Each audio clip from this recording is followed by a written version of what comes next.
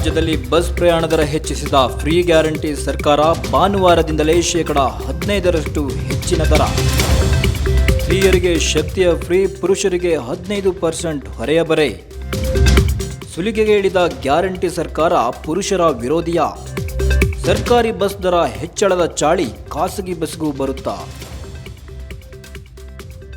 ವೀಕ್ಷಕರೇ ಪ್ರಣಾಮ, ವಿಶ್ವ ಪ್ಲಸ್ ಟಿವಿಗೆ ಸ್ವಾಗತ.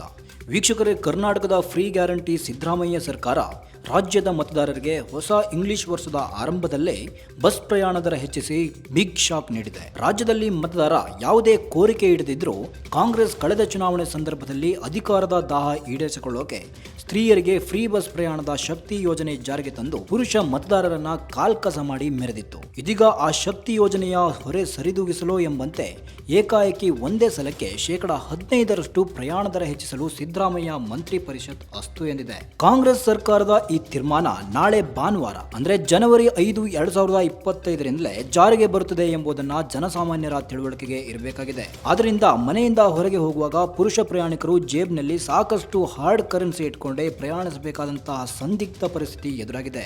ಇಂಗ್ಲಿಷ್ ಹೊಸ ವರ್ಷಾಚರಣೆಯ ಗುಂಗಿನಿಂದ ಹೊರಬರುತ್ತಿರೋ ಕರ್ನಾಟಕದ ಜನರಿಗೆ ತಾನೇ ಆರಿಸಿ ಅಧಿಕಾರ ಕೊಟ್ಟ ಸರ್ಕಾರ ಇದ್ದಕ್ಕಿದ್ದಂತೆ ಇಂಥ ಆಘಾತ ತಂದಿಡಲಿದೆ ಎಂಬುವ ವಿಚಾರ ಕನಸು ಮನಸ್ಸಿಗೂ ಬಂದಿರಲಿಲ್ಲ ಬಿಡಿ. ಸರ್ಕಾರಿ ಸ್ವಾಮ್ಯದ ಸಾರಿಗೆ ನಿಗಮಗಳ ಎಲ್ಲ ಬಸ್ಸುಗಳ ಪ್ರಯಾಣದ ಟಿಕೆಟುಗಳ ಮೇಲೆ ಈ ಹೊಸ ಪರಿಷ್ಕರಿಸಿದ 15% ಹೆಚ್ಚುವರಿ ದರ ಭಾನುವಾರ ನಾಳೆಯಿಂದಲೇ ಅನ್ವಯವಾಗಲಿದೆ. ರಾಜ್ಯದ 4 ಸಾರಿಗೆ ನಿಗಮಗಳು ಮತ್ತು ಬಿಎಂಟಿಸಿ ಕಳೆದ 5 ವರ್ಷಗಳಿಂದ ಪ್ರಯಾಣದ ದರ ಹೆಚ್ಚಿಸಲಿಲ್ಲ.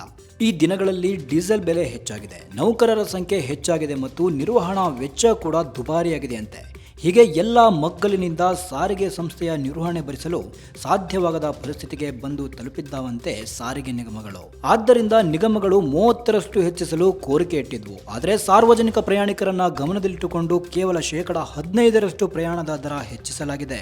ಈ ಹೆಚ್ಚಳ ಹೊರೆಯಾಗಲಾರದು ಎಂಬುದು ಸರ್ಕಾರದ ಸಬೂಬು.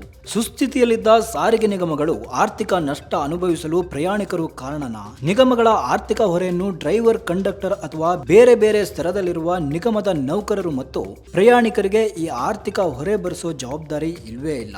ನಿಗಮಗಳ ಮುನ್ನಡೆಸುವವರೇ ಇದಕ್ಕೆಲ್ಲ ಕಾರಣ. ಆರ್ಥಿಕ ಹೊರೆಯ ಜವಾಬ್ದಾರಿ ಹೊರಬೇಕಿರುವುದು ಇವರು ತಾನೇ. ಸರ್ಕಾರಕ್ಕೆ ಇಷ್ಟು ಪರಿಜ್ಞಾನ ಇಲ್ಲದಿರುವುದು ಸಾಮಾನ್ಯ ಜನರ ಕೆಂಗಣ್ಣಿಗೆ ಸಿದ್ದರಾಮಯ್ಯ ಮತ್ತು ಟೀಮ್ ಮುಂದಿನ ದಿನಗಳಲ್ಲಿ ಗುರಿಯಾಗುವುದು ನಿಶ್ಚಿತ. ಈ ಬಸ್ ಪ್ರಯಾಣ ದರ ಹೆಚ್ಚಿಸಿದ ಸರ್ಕಾರದ ಈ ಕ್ರಮ ಪ್ರತಿಪಕ್ಷಗಳ ವಿರೋಧಕ್ಕೆ ಗುರಿಯಾಗುವುದು ಸಹ ಅಷ್ಟೇ ನಿಶ್ಚಿತ.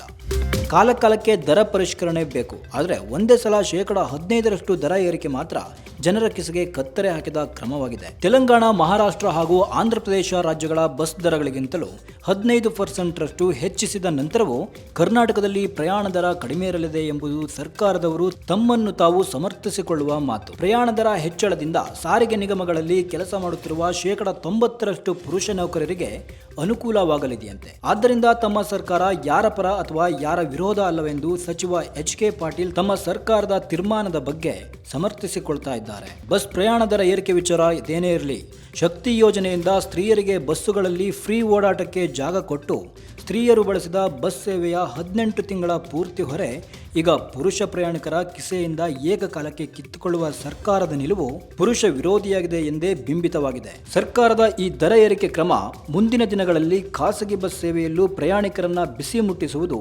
ಉಚಿತವೆಂದು ಕಾಣುತ್ತದೆ. ವೀಕ್ಷಕರೇ, ಫ್ರೀ ಸರ್ಕಾರದ ಈ ದರ ಹೆಚ್ಚಿಸಿದ ಕ್ರಮದ ಬಗ್ಗೆ ನಿಮ್ಮ ಅಭಿಪ್ರಾಯವೇನು ಎಂಬುದನ್ನು ಕಾಮೆಂಟ್ ಮಾಡಿ ತಿಳಿಸಿ.